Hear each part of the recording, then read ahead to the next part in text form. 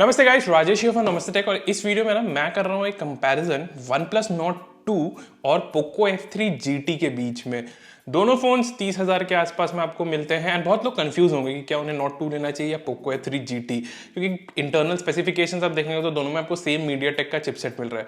But actually आपके use case पर depend करता है ना कि आपके लिए कौन सा फोन ज्यादा बेटर है, क्योंकि दोनों फोन एक दूसरे से काफी डिफरेंट हैं।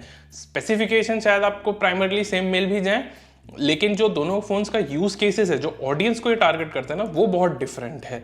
तो इस वीडियो के थ्रू मैं आपको ये बताने वाला हूँ कि आपके लिए कौन सा फोन ज्यादा सही है, OnePlus Nord 2 कि Poco F3 GT। लेकिन वीडियो स्टार्ट करने के पहले अगर आप हमारे चैनल पे पहली बार आए हैं और अगर आपको स्मार्टफोन और टेक्नोलॉजी में इंटरेस्ट है तो हमारे चैनल पे जरूर सब्सक्राइब कर लेना और साथ ही साथ नीचे बेल आइकन दबा देना ताकि आपको हमारे फ्यूचर वीडियोस की नोटिफिकेशंस मिलती रहे।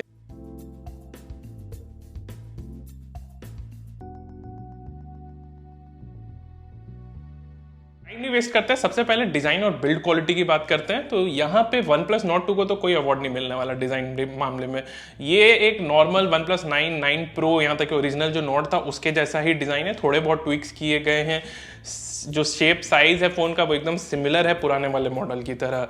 तो डिजाइन वाइज आपको Nord 2 पसंद आ सकता है, ठीक ठाक लग सकता है, लेकिन वाओ डिजाइन नहीं है। वहीं पे जो आपका Poco F3 GT है, ये एक्चुअली आप कह सकते हो कि ये जो है बहुत लोगों को ये पोलराइजिंग डिजाइन लग सकता है, बहुत लोगों को ये पसंद आ सकता है, बहुत लोगों को ये पसंद नहीं आ सकता है, क्योंकि ये एक थोड़ा सा गेमर लोग के लिए, पावर यूजर्स लोग के लिए टारगेट किया गया। तो इसके डिजाइन भी कुछ वैसे ही है।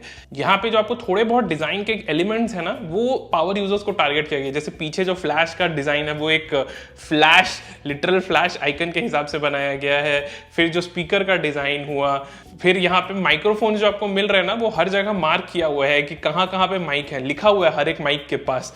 तो छोटे मोटे चीज हैं। प्लस पीछे जो कैमरा मॉड्यूल है वहां पे एक आपको एलईडी लाइट मिल रही है, जिसे आप नोटिफिकेशंस के टाइम पे यूज कर सकते हो, गेमिंग के टाइम पे यूज कर सकते हो। तो छोटी मोटी चीजें ही हैं, लेकिन ऐसी हैं जो OnePlus Nord 2 के मुकाबले Poco F3 GT के डिजाइन को ना, अब वही जैसे मैंने कहा, पोलराइज में आता है। आपको पसंद भी आ सकता है, लगता है कि यार, या आपको लग सकता है यार ये बहुत ज्यादा ओवरडू कर दिया है, तो आपको टेस्ट के हिसाब से ही नहीं है। बिल्ड क्वालिटी की बात करें तो दोनों ही फोन में आपको आगे और पीछे Gorilla Glass 5 पैनल मिलते हैं, लेकिन जहां पे आपको Poco F3 GT में एक एल्यूमिनियम चैसी मिल रही है, वहीं पे Nord 2 में आपको एक प्लास्टिक फ्रेम मिल रहा है।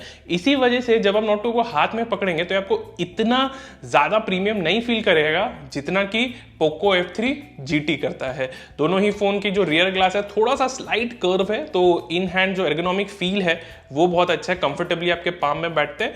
दो हाँ ये है कि जो Poco F3 GT के कॉर्नर्स हैं वो रिलेटिवली ज्यादा शार्प हैं एक तरफ से Nord 2 के कंपैरिजन में। बिल्ड क्वालिटी में ही जहां पे आपको Poco F3 GT में IP53 सर्टिफिकेशन मिल रहा है और एक IR ब्लास्टर मिलता है ऊपर, ये दोनों ही चीज आपका Nord 2 में मिसिंग है। ऑफिशियली कोई IP रेटिंग नहीं है इस फोन में, बट अनऑफिशियली कह सकते हो कि हाँ ये भी to a certain extent splash proof है। टेस्ट मत कर लीजिएगा क्लेम, क्योंकि अगर फोन खराब होता है किसी भी कारण से, लिक्विड डैमेज के कारण, तो वारंटी में तो रिपेयर नहीं होने वाला है। Poco F3 GT में एक और खास बात है, आपको यहाँ पे मिल रहे हैं मैगलेव गेमिंग ट्रिगर्स, एंड मुझे फ्रैंकली ये बहुत पसंद है। यहाँ पे आपको फोन के राइट साइड में दो स्लाइडर्स मिलेंगे, जो आपका OnePlus Nord 2 का जो अलर्ट स्लाइडर है ना, एक्चुअली एकदम उसके जैसा लगेगा, लेकिन ये एक्चुअली अलर्ट स्लाइडर्स नहीं है। इन स्लाइडर से आप जो मैगलेव ट्रिगर्स है इस गेम के, जो गेमिंग बटन है बेसिकली, उन्हें इनेबल कर सकते हो। एंड जैसा कहा मैंने पहले कि ये गेमर्स लोग के लिए बनाए गए, तो ये एक छोटा सा डेडिकेटेड गेमिंग बटन है उनके लिए, जो उन्हें BGMI या और भी कोई ऐसे गेम्स खेलने में थोड़ा आराम देगा। दोनों फोन्स में आपको स्टीरियो स्पीकर्स भी मिलता है, लेकिन जो OnePlus Nord 2 का स्पीकर है ना, ये ज्यादा लाउड है। इसका जो बॉटम फायरिंग स्पीकर है वो ज्यादा लाउड है, तो बॉटम हैवी भी एक तरफ से साउंड हो जाती है। वहीं पे Poco F3 GT में जो साउंड आउटपुट आती है ये बैलेंस्ड है, मैं कहूंगा। ऑब्वियसली इतना लाउड तो नहीं है जितना Nord 2 का है, बट लाउडनेस ऐसा भी नहीं है कि कम है। फिर Poco F3 GT को एक एडवांटेज जरूर है, इसमें आपको 3 माइक्रोफोन्स मिलते हैं नॉइस कैंसिलिंग के लिए, जबकि आपका Nord 2 में सिर्फ 2 माइक्रोफोन्स आते हैं। अब बढ़ते हैं डिस्प्ले की ओर। तो यहाँ पे पोको F3 GT को एक क्लियर कट एडवांटेज है। यहाँ पे आपको एक 6.67 इंच का 120 हर्ट्ज का FHD प्लस रेजोल्यूशन का एमोलेड पैनल मिलता है जो कि गोरिल्ला ग्लास 5 से प्रोटेक्टेड है। वहीं पे नॉट 2 में आपको बेसिकली सेम ही पैनल मिल रहा है जो ओरिजिनल नॉट में मिल रहा था। 6.43 इंच का है FHD प्लस रेजोल्यूशन का 90 हर्ट्ज का एमोलेड पैनल है ये। तो पोको F3 GT में आपको बड़ा डिस्प्ले भी मिल रहा है एंड हायर रिफ्रेश रेट वाला पैनल भी है। एंड सिर्फ यही बात नहीं है, बात ये भी है कि जो पोको F3 GT का डिस्प्ले है ना, ये थोड़ा ज़्यादा ब्राइटनेस देता है, ऑफर करता है, इसकी पीक ब्राइटनेस ज़्यादा है। तो जब आप फोन को डायरेक्ट सनलाइट में यूज़ करेंगे तो आप पोको F3 GT के कंटेंट को ज़्यादा इजीली पढ़ पाएंगे कंपेयर टू नॉट 2।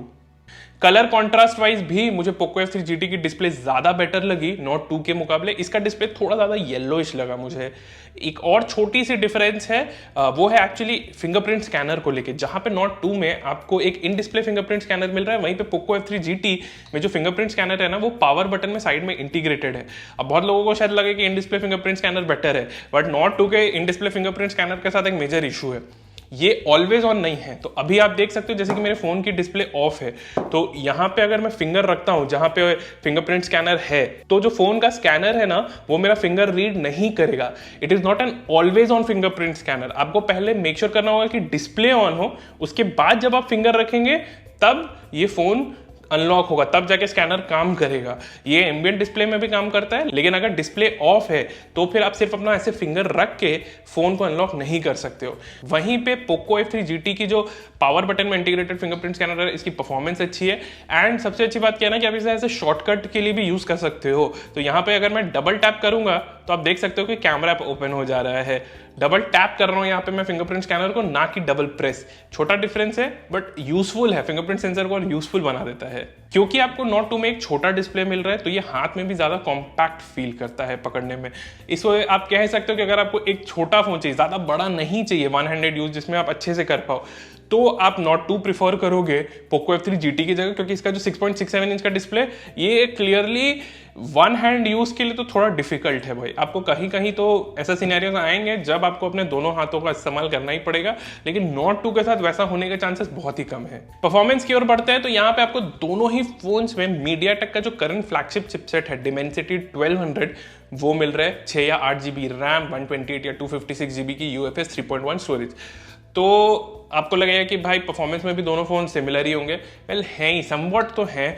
दोनों फोन्स को लेके आपको परफॉर्मेंस में कोई कंप्लेन नहीं होने वाला। मीडियाटेक डिमेंसिटी चिपसेट की जो CPU परफॉर्मेंस है वो बहुत सॉलिड है, ऑलमोस्ट इक्वल तो नहीं कहूंगा बट तो भी स्नैपड्रैगन 870 से थोड़ा स्लो है। जबकि GPU परफॉर्मेंस जो है वो डेफिनेटली उतनी स्ट्रांग नहीं है, वो थोड़ा वीक है। नॉनदलेस आप आराम से BGMI को खेल सकते हो हाई क्वालिटी एकदम अल्ट्रा सेटिंग्स में। बट हाँ, Realme X7 Max में जहां पे आपको 90 FPS का सपोर्ट मिलता है, यहाँ पे अभी तक दोनों फोन्स में BGMI को लेकर 90 FPS का सपोर्ट नहीं दिया गया। OnePlus Nord 2 में तो चलो ठीक है नहीं दिया गया, समझ में आता है, बट पोको F3 GT में ये सपोर्ट आ जाना चाहिए था, क्योंकि वेल आफ्टर ऑल ये गेमिंग फोन है। मैंने CPU स्ट्रेस टेस्ट किया दोनों फोन्स का, तो एक इंटरेस्टिंग चीज मैंने देखी कि पोको F3 GT की जो पीक परफॉर्मेंस और एवरेज परफॉर्मेंस है over the extended period of load time, वो उतनी अच्छी नहीं है जितना OnePlus Nord 2 का है। बट इसका फिर साइड इफेक्ट ये है कि OnePlus Nord 2 ज्यादा गर्म होता है, ये 44-45 डिग्री चला जाता है हमारे 15 मिनट के CPU स्ट्रेस टेस्ट में, जबकि पोको F3 GT 40, 41, 42 मैक्सिमम गया था। तो ये एक डिफरेंस जरूर है। प्लस अगर आप बहुत ज्यादा कोई ऐसा काम करते हो जिसमें CPU को ज्यादा देर तक स्ट्रेस करना पड़ता है, तो आपको ये डिफरेंस डेफिनेटली समझ में आएगा। इंटरनल स्टोरेज की बात रही तो दोनों ही फोन्स में UFS 3.1 स्टोरेज मिल रहा है, लेकिन for some reason Poco F3 GT की जो रीड राइट स्टोरेज स्पीड्स थी ना, वो बेटर थी OnePlus Nord 2 से। तो under heavy load, heavy app या गेम इंस्टॉलेशन में पोको F3 GT फास्टर होगा आपका Nord 2 के मुकाबले। बैटरी की बात करें तो जहां पे पोको F3 GT में आपको एक 5065 mAh की बैटरी मिल रही है 67 वॉट का फास्ट चार्जिंग सपोर्ट के साथ, वहीं पे OnePlus Nord 2 में आपको एक 4500 mAh की बैटरी मिल रही है एंड यहाँ पे आपको 65 वॉट का फास्ट चार्जिंग सपोर्ट मिलता है। दोनों ही फोन्स में आपको 65 और 67 वॉट के फास्ट चार्जर्स बंडल्ड भी मिलते हैं। बट हाँ, ये जरूर है कि पोको F3 GT के साथ आपको जो USB-C केबल मिल रहा है ना, वो एक्चुअली राइट एंगल्ड है, ताकि अगर आप फोन को चार्ज में लगाते हो गेम खेलते टाइम, तो आप आराम से अपना गेमिंग सेशन कंटिन्यू कर पाओ, आपको कोई प्रॉब्लम ना हो। नॉनदलेस बैटरी लाइफ दोनों फोन की बहुत अच्छी है। आप ऑब्वियसली पोको F3 GT थोड़ा ज़्यादा चलता है क्योंकि इसमें आपको ज़्यादा बेटर बिगर बैटरी कैपेसिटी मिल रही है। इसमें 120 हर्ट्ज का डिस्प्ले ज़रूर है, बड़ा डिस्प्ले भी है, लेकिन तो भी ये आप सपोज कर लो कि 1 घंटा ज़्यादा चल जाएगा OnePlus Nord 2 के मुकाबले, जब आप इसे एकदम कंप्लीट स्ट्रेस करोगे, दोनों फोन्स को एकदम कंप्लीट लोड में एक्सटेंडेड टाइम के लिए स्ट्रेस करोगे तब।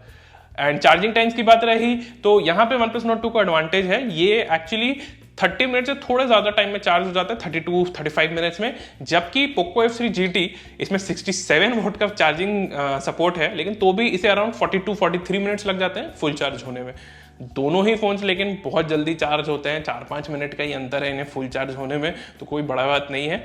एंड जब इन्हें चार्ज में लगाओगे ना तो आप देखोगे कि यार 1 मिनट में ये एक्चुअली 1% से ज्यादा स्पीड पे चार्ज होता है, जो कि देखना है ना एकदम सररियल लगता है, मैजिक की तरह लगता है। तो अब बढ़ते हैं कैमरा की ओर, जहां पे बहुत लोगों को कंफ्यूजन होगा कि क्या Nord 2 का कैमरा एक्चुअली मच बेटर है पोको F3 GT से, या पोको F3 GT का कैमरा बहुत ही ज़्यादा खराब है। तो पोको F3 GT में आपको एक 64 मेगापिक्सल का प्राइमरी कैमरा और 8 मेगापिक्सल का अल्ट्रा वाइड कैमरा मिलता है, जबकि OnePlus Nord 2 में आपको सोनी का 50 मेगापिक्सल का IMX766 सेंसर विद OIS मिल रहा है प्राइमरी सेंसर में, और 8 मेगापिक्सल का अल्ट्रा वाइड है। तो अगर आप सैंपल फोटोज देखोगे ना तो ये आप पहले समझ लो कि पोको F3 GT के जो फोटोज हैं उसकी कलर सैचुरेशन थोड़ा बूस्ट किए गए। तो फर्स्ट ग्लांस में आपको लग सकता है कि पोको F3 GT के फोटोज ज्यादा अट्रैक्टिव लगे, बट अगर आप उसे छोड़ के देखोगे तो दोनों ही फोन्स में शार्पनेस का एक्चुअली इश्यूज है। सेंटर में फोटो शार्प है, लेकिन एजेस की तरफ जब आप जाओगे तो शार्पनेस अफेक्ट होती है, थोड़े फोटोज ब्लरी आते हैं। एंड ये क्लियरली बताता है कि दोनों ही फोन्स में जो लेंस यूज हुई है ना उसकी क्वालिटी अच्छी नहीं है। OnePlus Nord 2 की प्रोसेसिंग थोड़ी सबड्यूड है, और ये जो हाईलाइट्स है ना उसे बहुत जल्दी ब्लो कर देता है पोको F3 GT के मुकाबले। डे लाइट में हो सकता है आपको पोको F3 GT के फोटो शायद ज्यादा बेटर लगे, लेकिन जैसे जैसे आप थोड़े चैलेंजिंग सिचुएशंस लो लाइट में फोटोज लोगे ना तब आप रियलाइज करोगे कि एक्चुअली Nord 2 का जो इमेज सेंसर है ना वो बेटर है। ऐसा नहीं है कि पोको F3 GT के लो लाइट फोटोज खराब आते, प्रॉब्लम ये है ना कि इसकी नॉइज बहुत इजीली आपको दिखती है, वो बैलेंस नहीं प्रॉपर स्ट्राइक हो रहा है डिटेल्स और नॉइज के बीच में, जबकि इस मामले में Nord 2 मच बेटर करता है। यहाँ पे नॉइज बहुत अच्छे से कंट्रोल्ड है, डिटेल्स भी अच्छे खासे हैं। इसका एक कारण यह हो सकता है कि इस फोन में आपको OIS मिल रहा है, जो कि लो लाइट में पर्टिकुलरली एक बहुत ही इंपॉर्टेंट रोल प्ले करता है।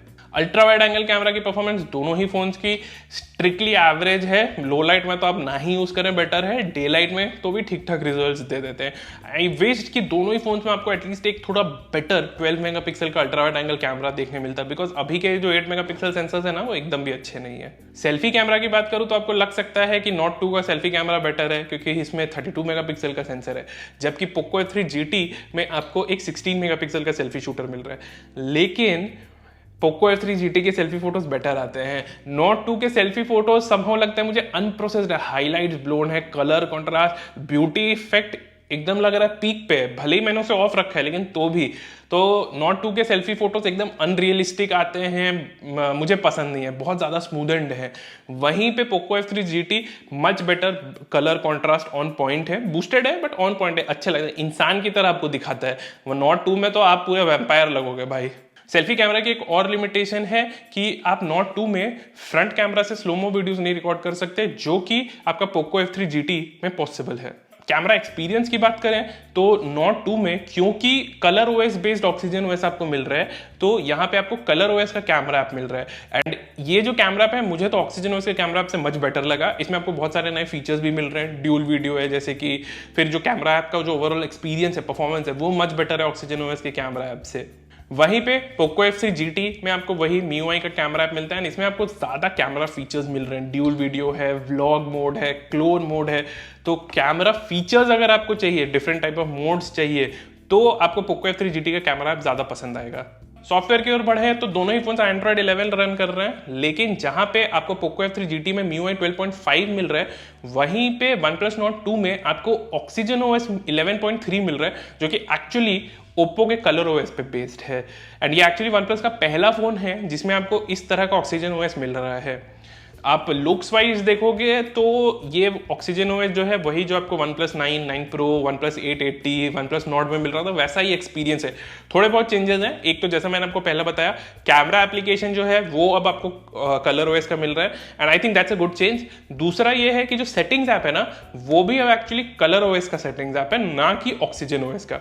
खराब नहीं है, ये भी ठीक ही है, उतना कोई मेजर चेंज है नहीं, बट मेन चीज क्या है ना कि अब आगे का देखना होगा कि आगे अब और कैसे कैसे कलर ओएस के फीचर्स और जो यूआई इंप्लीमेंटेशन और चेंजेस है ना, वो सब कैसे आते हैं ऑक्सीजन ओएस में।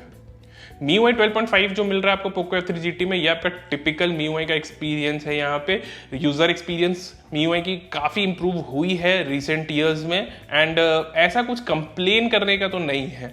दोनों ही फोन्स में आपको भर भर के कस्टमाइजेशन ऑप्शंस मिल रहे हैं। आप ऑलमोस्ट हर एक एस्पेक्ट कस्टमाइज कर सकते हो, ऑलवेज ऑन डिस्प्ले में कस्टम इमेजेस यूज कर सकते हो, एंड एक्चुअली दोनों में सिमिलर लिमिटेशंस भी हैं। दोनों ही फोन्स में गूगल फोन एप्लीकेशन मिलता है, तो अगर आप कॉल रिकॉर्डिंग करने जाओगे तो फिर वो पीछे से नोटिफिकेशन प्ले होता है कि this call is now being recorded.